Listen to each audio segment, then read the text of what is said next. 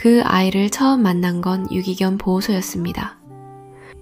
다들 철창 너머로 짖거나 꼬리를 흔들며 자신을 봐달라는 눈빛을 보내고 있었지요. 그런데 그 아이는 달랐습니다. 가장 구석진 곳에 등을 돌린 채 온몸을 잔뜩 웅크리고 있었고 사람이 다가오면 눈도 마주치지 않았습니다. 작은 몸이 얼마나 떨고 있었는지 마치 세상 모든 것이 무서운 듯 숨조차 제대로 쉬지 못하고 있었습니다. 이 아이는 사람을 무서워해요. 아마 많이 맞았을 거예요. 보호소 직원의 말에 가슴이 미어졌습니다. 그 작은 몸에 새겨진 상처들이 눈에 보이는 것 같았거든요. 낯을 가리고 다친 마음을 꼭 껴안고 있는 듯한 모습이 왠지 저 자신과 닮아 있었습니다. 상처받은 영혼끼리는 알아보는 건가 봅니다. 그래서 데려왔습니다. 이름은 달이라고 지었습니다. 밤하늘처럼 조용하고 어두운 시간을 견뎌준 아이니까요. 처음 한 달은 정말 쉽지 않은 시간이었습니다. 다리는 소파 밑에 숨어 지냈고 밥도 제가 없을 때만 몰래 먹었습니다. 화장실에 가거나 잠시 자리를 비우고 돌아오면 다리는 어느새 제자리로 숨어버렸습니다. 저는 그런 다리에게 밥을 챙겨주며 그저 말없이 기다렸습니다. 때로는 소파 밑에 숨어있는 다리에게 하루 있었던 일들을 혼잣말처럼 들려주기도 했습니다. 대답은 없었지만 그래도 누군가 제 말을 조용히 들어주고 있다는 기분이 들었거든요. 그러다 어느 날 밥을 먹던 다리의 등을 살짝 쓰다듬어 보았습니다. 다리는 온몸을 굳혔지만 도망치지 않았습니다. 그 순간 가슴이 조용히 먹먹해졌습니다. 그 아이가 제 곁에 머물기로 마음먹은 것 같았습니다. 며칠 뒤엔 제 무릎 옆에 살며시 기대앉았고 어느 날엔 아무 말 없이 제 품에 안겼습니다. 그때 느꼈던 감정은 기쁨이라기보다는 조용하고 깊은 고마움이었습니다.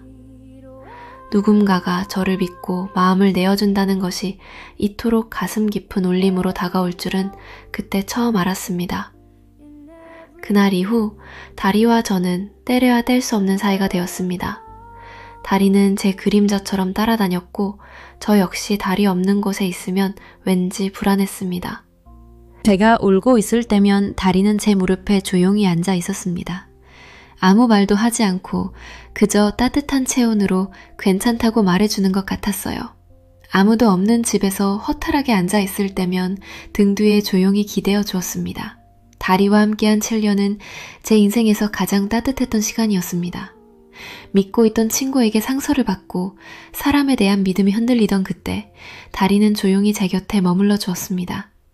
외로움이 짙게 드리운 날들 속에서도 그 아이는 늘 말없이 제 옆을 지켜주었고 그 존재 하나만으로 세상이 조금은 덜 차갑게 느껴졌습니다. 달아, 엄마 왔어. 집에 들어서며 하는 인사가 하루 중 가장 행복한 순간이었습니다. 다리는 꼬리를 흔들며 달려와 제 다리에 몸을 비비곤 했어요. 그런 다리가 어느 날부터인가 밥을 남기기 시작했습니다. 처음엔 단순히 입맛이 없나 보다 했는데 점점 기운이 없어졌습니다. 숨이 거칠고 산책을 나가자고 해도 천천히 힘겹게 걸었습니다.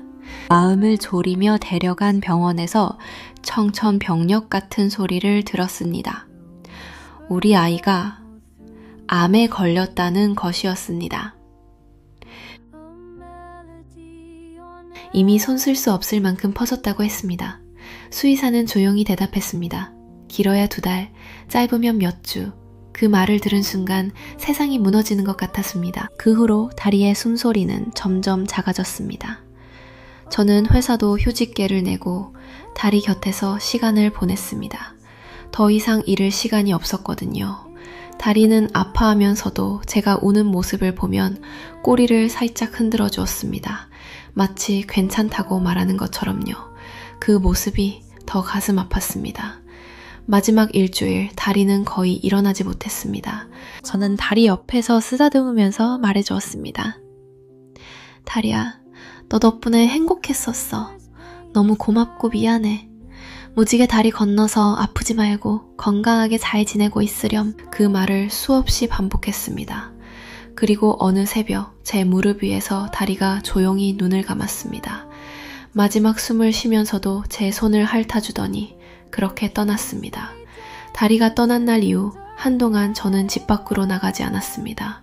그리고 외출을 하더라도 다시 집으로 들어가는 일이 힘들어졌습니다. 현관문을 열어도 예전처럼 달려오는 작은 발소리는 들리지 않았고 밥그릇은 제자리에 있었지만 그 자리를 지키던 아이는 어디에도 없었습니다.